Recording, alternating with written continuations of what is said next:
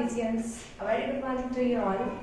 तो आज की जो हमारी टॉपिक है स्टूडेंट्स, वो है एक बहुत ही इम्पॉर्टेंट टॉपिक जो एक फीमेल बॉडी के सबसे इम्पॉर्टेंट पार्ट और उनके लाइफ से जुड़े कई ऐसे टिपिकल क्वेश्चन से रिलेटेड है जो कि एक बहुत बड़ा मुद्दा बन जाता है।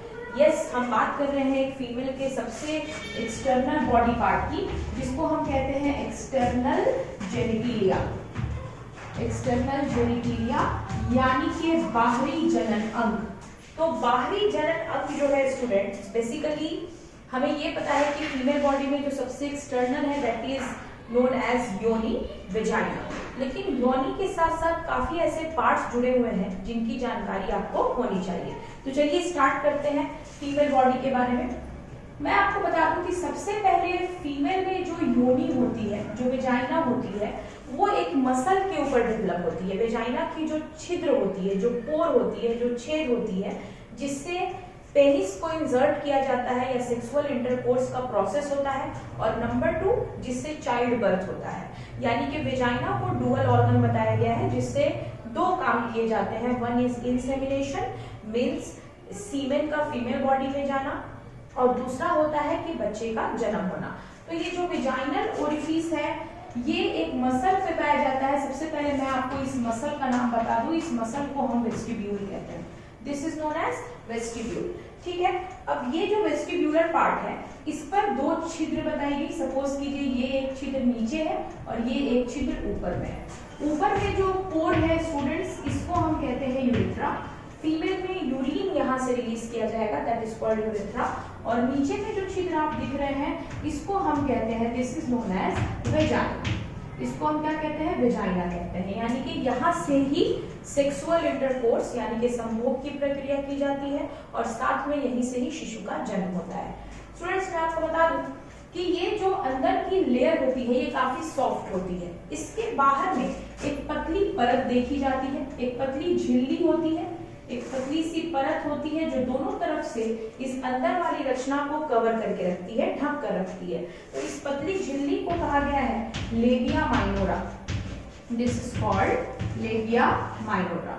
और सबसे बाहर में एक थिक टिश्यू की बनी हुई दोनों साइड से इनफोल्डिंग्स होती है। यानी कि दोनों साइड से एक मोटे से उत्तक की परत। मोटे कहने का सेंस है कि इसमें फैट की मात्रा सबसे अधिक होती है, यानी कि एडिपोज टिश्यू सबसे ज्यादा पाया जाता है। तो दोनों तरफ से एक थिक फोल्डिंग होती है जो कि इन दोनों ही अंगों को ढक कर रखती है। And this infolding is known as labia majora. इसको हम क्या कहते हैं? लेबिया मजोरा कहते हैं। ठीक है स्टूडेंट्स, अब मैं आपको बता दूं कि ये जो लेबिया माइनोरा और वेस्टिब्यूल है इसके बीच में एक छोटी सी मसल पाई जाती है। That muscle is just like pin shape और इस मसल को हम कहते हैं क्लिटोरिस। क्लिटोरिस क्लिटोरिस जो होती है स्टूडेंट्स, ये एक ऐसा पार्ट है जो फीमेल में स्टिम्युलेशन क्रिएट करता है, मतलब उत्तेजना जगाता है। इसके द्वारा संभोग के समय एक्साइटेशन मादा के शरीर में सबसे ज्यादा होती है। मैं आपको ये भी बताते चलूं कि मेल के बॉडी में जो पेनिस होती है, सपोज कीजिए कि यहाँ पर हमने एक मेल पेनिस को बनाया है, this is the male penis. तो पेनिस में जो नीचे वाला हिस्सा होता है, इस नीचे वाले हिस्से को हम कहते हैं foreskin. This is known as foreskin. इस पर जो स्किन होती है और इस पूरे पार्ट को हम कहते हैं glans penis. This is known as glans penis. तो ये जिस तरह से सबसे ज्यादा उत्तेजित पार्ट है एक नर के शरीर का, जिसमें एक्साइटेशन क्रिएट होती है, उत्तेजना क्रिएट होती है जब ये फीमेल के वेजाइना के अंदर इनपुट होता है, ठीक उसी तरह से फीमेल में क्लिटोरिस भी एक सेंसिटिव ऑर्गन बताया गया है। तो इसलिए आपको याद रखना है कि फीमेल की बॉडी में क्लिटोरिस होमोलोगस होता है मेल के बॉडी के ग्लैंड्स पेनिस या फोर स्किन के। तो ग्लैंड्स पेनिस और क्लिटोरिस दोनों एक दूसरे के समजात या होमोलोगस बताए गए हैं। ओके, अब हम अपने टॉपिक को आगे बढ़ाते हैं। यहाँ पे एक क्लिटोरिस हो गई। अब कहा गया कि ये जो ऊपर का थोड़ा सा पोर्शन होता है, ये इनफोल्डिंग्स के ऊपर में जो स्पेस होती है, स्किन होती है, इस स्किन को हम कहते हैं mons pubis. This is known as mons pubis. और इस मॉन्स प्यूबिस पर छोटे छोटे हेयर का ग्रोथ होता है। यहाँ पर प्रेजेंट है प्यूबिक हेयर, हम इसको क्या कहेंगे? Pubic hair. हेयर की ग्रोथ होनी अच्छी है क्योंकि वो काफी सारे इन्फेक्शन को ट्रैप कर लेता है, लेकिन हाइजीन मेंटेन करते हुए इस हेयर का रिमूवल होना भी बहुत ज्यादा इंपॉर्टेंट है। तो हाइजीन का ख्याल रखते हुए बॉडी को साफ सुथरा रखना भी बेहद जरूरी होता है। अब हम आते हैं आगे। अब यहाँ से नीचे की तरफ अगर हम स्टूडेंट्स देखते हैं तो ये नीचे का जो पोर्शन होता है this is surrounded by hip portion. यहाँ पे हिप देखी जाती है और यहाँ पर एक छोटी सी छिद्र होती है और इस छिद्र को हम क्या कहते हैं, एनस कहते हैं। एनस का मतलब होता है गूदा, जहां से वेस्ट मटेरियल को बाहर निकाला जाता है, यानी कि अपने बॉडी के व्यर्थ पदार्थ को बाहर निकाला जाता है। स्टूडेंट, ये जो फीमेल का एक्सटर्नल जेनिटलिया है जिसको हम बाहरी जनन अंग कह रहे हैं, ये दोनों जांघों के बीच में उपस्थित होता है। तो जहां पर इसकी उपस्थिति होती है स्टूडेंट, सपोज कीजिए ये इस तरह से दोनों जांघों के बीच में पाया जाता है। तो दोनों जांघों के बीच में जो जगह पाई जा रही है जिसमें ये ऑर्गन बना हुआ है, इस दोनों जांघ के बीच की स्पेस को हम कहते हैं pelvic cavity. This is known as pelvic cavity. इसको हम पेल्विक कैविटी कहते हैं। तो एक्सटर्नल जेनिटलिया या वो मेल का हो या वो फीमेल का हो, ये जहां लोकेटेड है that portion is known as pelvic cavity. Student, ये तो बात हो गई एक्सटर्नल जेनिटलिया की। आप देख सकते हैं कि यूरेथ्रा और वेजाइना दोनों का काम अलग अलग है। वेजाइना जो होता है वो इंसेमिनेशन और पार्चुलेशन के लिए इंपॉर्टेंट है, लेकिन यूरेथ्रा से यूरिन रिलीज होती है। मेल के बॉडी में मैं आपको बताते चलूं कि एक ही छिद्र होता है जिसको हम यूरिनरी मीटस, यूरेथ्रल मीटस कहते हैं, जहां से वो स्पर्म और यूरिन दोनों को रिलीज करते हैं। स्पर्म इन द सेंस सीमेन, सीमेन और यूरिन दोनों रिलीज होती है। स्टूडेंट, जब यूरिन रिलीज होती है तो मेल के पेनिस में इरेक्टिलिटी नहीं होती, यानी कि ऐसा जरूरी नहीं है कि पेनिस इरेक्ट होगा तो ही यूरिन रिलीज की जाएगी। तो कहने का मतलब ये है स्टूडेंट्स कि जब मेल स्पर्म रिलीज करते हैं, सीमेन रिलीज करते हैं, उस समय उनका यूरिन रिलीज नहीं होता, क्योंकि सीमेन रिलीज करने के समय पेनिस जो होता है वो हार्ड हो जाता है और इरेक्ट हो जाता है। ठीक है, तो उस समय यूरिन का जो ब्लडर होता है वो रुक जाता है, वो यूरिन को आगे आने नहीं देता। इसी वजह से यूरिन जो है उसके एसिडिक काउंटर अटैक से भी हम स्पर्म को बचा लेते हैं। इसके अलावा यूरिन से स्पर्म को बचाने के लिए ग्लैंड्स भी होती है, जैसे for example prostate gland, Cowper's gland. Cowper's gland का काम होता है लुब्रिकेशन क्रिएट करना। सीमेन में चिपचिपाहट होनी बहुत जरूरी होती है। ठीक उसी तरह से वेजाइना के पास जो वेजाइनल ओरिफिस आप देख रहे हैं, ये छिद्र जो आप देख रहे हैं, यहाँ पर मादा शरीर में भी ग्लैंड लगाई गई है। सपोज कीजिए दोनों तरफ छोटी छोटी ग्रंथि होती है और इस ग्रंथि को हम कहते हैं Bartholin gland. This is known as Bartholin gland. और इस ग्लैंड का क्या काम है स्टूडेंट? इस ग्लैंड का काम होता है एक थिक ल्यूब्रिकेंट बनाना, यानी कि चिपचिपा तरल बनाना। किस समय? संभोग के समय, इंटरकोर्स के समय। जब मेल का पेनिस इस फीमेल वेजाइना में इंसर्ट किया जाता है तब बार्थोलिन ग्लैंड वहां पर लुब्रिकेशन का काम करती है, ताकि सीमेन उस चिपचिपाहट की वजह से आसानी से फीमेल के बॉडी के अंदर जा सके। इतना ही नहीं स्टूडेंट्स, जिस समय शिशु का जन्म होने वाला होता है उस समय वेजाइना को ज्यादा ओपनली वो खुल पाए और बच्चे का जो सर है वो आराम से बाहर आ सके, इसके लिए भी बार्थोलिन ग्लैंड वेजाइना के डायलेशन में काम करती है, उसको फैलाने में सहायक होती है। तो ये तो बात हो गई थ्योरेटिकल और बायोलॉजिकल। अब हम आते हैं एक बहुत ही अहम मुद्दे पर, जो कि आपने पहले ही देख चुके होंगे आप थंबनेल में। हाइमेन की जानकारी मैंने दी है, जो कि एक बहुत बड़ा मुद्दा रहता है। स्टूडेंट्स, हाइमेन एग्जैक्टली होता क्या है, चलिए बताते हैं। स्टूडेंट्स, तो हमारी बात हो रही थी हाइमेन के बारे में। मैं आपको बता दूं कि ये जो वेजाइनल ओरिफिस है, इसके ऊपर पतली सी झिल्ली पाई जाती है जो इसको आधा घेरे रखती है, और ये काफी छोटा सा पोर होता है जो खुला हुआ होता है। तो योनि के ऊपर का हिस्सा जो होता है, इस पर एक झिल्ली पाई जाती है, बहुत पतली सी झिल्ली पाई जाती है, और इस पतली सी झिल्ली को ही हम क्या कहते हैं? हाइमेन कहते हैं।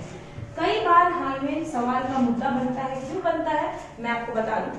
कई जगह ये कॉन्सेप्ट बताई गई है कि हाइमेन जो होता है फीमेल के बॉडी में, ये तभी टूटता है या तभी डैमेज होता है जब फर्स्ट सेक्सुअल इंटरकोर्स होता है, यानी कि जब पहली बार नर और मादा एक दूसरे के कांटेक्ट में आते हैं, सेक्सुअल इंटरकोर्स के समय ये झिल्ली टूटती है। ये फर्स्ट टाइम ही उसी समय टूटती है। तो कई बार ऐसा भी होता है कि ये झिल्ली टूटती है तो कुछ लोगों को इसका अनुभव होता है, क्योंकि जिसमें झिल्ली मोटी होती है, ज्यादा थिक होती है, उसमें ये दर्द कॉज करेगा, पेन कॉज करेगा और ब्लीडिंग होने के भी चांसेस होते हैं, थोड़ी बहुत ब्लड भी आ जाती है। लेकिन कई बार ऐसा होता है कि ये झिल्ली इतनी पतली होती है कि इंटरकोर्स के समय टूटने पर आप इसका अनुभव नहीं भी कर सकते हैं, आपको फील भी नहीं होगा कि ये झिल्ली टूट गई या नहीं टूटी। तो ये थिकनेस पर डिपेंड करता है। ये बिल्कुल सही है कि इंटरकोर्स के समय हाइमेन की झिल्ली टूटती है, लेकिन सिर्फ ये रीजन नहीं है कि हाइमेन टूटना मतलब सेक्सुअल इंटरकोर्स ही एक रीजन हो सकता है, बल्कि दूसरे कई रीजन बताए गए। जैसे फॉर एग्जांपल आजकल की जो युवा महिलाएं हैं वो एथलेटिक्स है, यानी कि स्पोर्ट्स खेलती हैं, जिम्नास्टिक्स करती हैं, योगा करती हैं, काफी सारी ऐसी शारीरिक प्रक्रिया भी हो सकती है जिससे ये झिल्ली नष्ट हो जाती है, टूट जाती है। इन केस अगर मास्टरबेशन हस्त मैथुन की प्रक्रिया की जा रही है उस समय भी ये झिल्ली काफी पतली हो जाती है और आसानी से फट जाती है। तो झिल्ली का ना होना इस बात का सबूत नहीं है कि फीमेल की वर्जिनिटी लॉस हो चुकी है। स्टूडेंट्स, वर्जिनिटी वर्ड या वर्जिन का मतलब होता है the person not having sex before. अगर किसी बंदे ने पहले कभी फर्स्ट इंटरकोर्स के पहले कभी भी सेक्सुअल इंटरकोर्स ना किया हो तो उसको हम वर्जिन कहते हैं। तो यहाँ पर कई बार लिखा गया कि जिस फीमेल में हाइमेन नहीं है इसका मतलब वो वर्जिन नहीं है, तो ये कतई गलत है। ऐसा कोई थेसिस, ऐसी कोई बात नहीं है, ये बिल्कुल रहस्य है। It is just like superstition, अंधविश्वास है। कई बार फीमेल के बॉडी में हाइमेन जो होती है वो टोर्न हो जाती है, फट जाती हैं, क्योंकि उनकी शारीरिक एक्टिविटी अलग होती है। जिनके अंदर स्पोर्ट्स खेलने की प्रक्रिया होगी, जो साइकिलिंग करती हैं, राइडिंग करती हैं, उनके अंदर ये हाइमेन इजिली ब्रेक कर जाता है। स्टूडेंट्स, हाइमेन एक स्पेशल झिल्ली है जो वेजाइना में डायरेक्ट किसी इन्फेक्शन को इंटर लेने से रोकता है। हाइमेन का होना बहुत ही बेहतर है, क्योंकि हाइमेन की मदद से कई ऐसे बैक्टीरिया हैं, कई ऐसे फंगल इन्फेक्शंस हैं जिसको रोके जा सकते हैं। फीमेल की प्रतिरक्षा होती है, इम्यूनिटी के लिए बहुत जरूरी है। लेकिन इसका टूट जाना, इस बात के लिए बिल्कुल भी किसी फीमेल को ब्लेम किया जाना गलत है। तो ये टूटने का और भी दूसरा रीजन हो सकता है, जैसा कि मैंने आपको बता दिया। और दूसरी बात ये कि हाइमेन जो होती है ये वेजाइनल ओरिफिस से टोर्न हो जाने के बाद दोबारा ये नहीं बनती है, दोबारा प्रोड्यूस नहीं होती है। लेकिन हाँ, इसको सर्जरी के द्वारा जो है रिक्रिएट कराया जा सकता है, रिप्रोड्यूस कराया जा सकता है। कई सारी सर्जरी होती है इस पर बेस्ड, तो ये सारी एडिशनल चीजें हैं।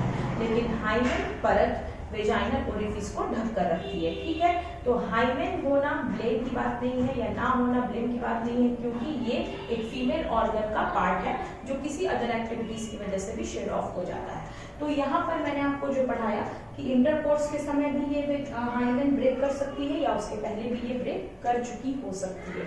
तो इसके अकॉर्डिंग हमारा जो ये फीमेल पार्ट है ये होता है कंप्लीट। आपसे मुझे ढेर सारे सब्सक्रिप्शन, ढेर सारे शेयरिंग्स और ढेर सारे अफेक्शन की जरूरत। Thank you so much. इसी तरह से वीडियो को लाइक कीजिए, शेयर कीजिए। कई सारे मुद्दे, कई सारे टॉपिक्स आपके लिए लेकर आएंगे। जैसे फॉर एग्जांपल आजकल युवा पुरुष जो हैं उनमें स्पर्म की कमी होना, शुक्राणु की कमी होने के पीछे सबसे बड़ा कारण क्या है, क्यों आजकल इनफर्टिलिटी बढ़ गई है, यानी कि बांझपन बढ़ गया है, क्यों ज्यादा से ज्यादा पुरुष जो होते हैं वो एक यंग एज में आते आते टायर्डनेस फील करते हैं, क्यों उनके अंदर स्पर्म की कमी हो जाती है, फीमेल के अंदर बांझपन होने का क्या कारण है, क्या होता है जब मेल और फीमेल के गैमेट आपस में मिलते हैं, क्या तरीका है सही तरीके से आपस में कोएटस करने का ताकि प्रेगनेंसी को जल्दी से जल्दी कंसीव किया जाए। सेक्स पोजीशन से लेकर आने वाले संतान की हर एक जानकारी आपको शॉर्ट्स वीडियोस में दी जाएगी। Please share the video as much as you can. Till then please take care, have a safe day. Thank you.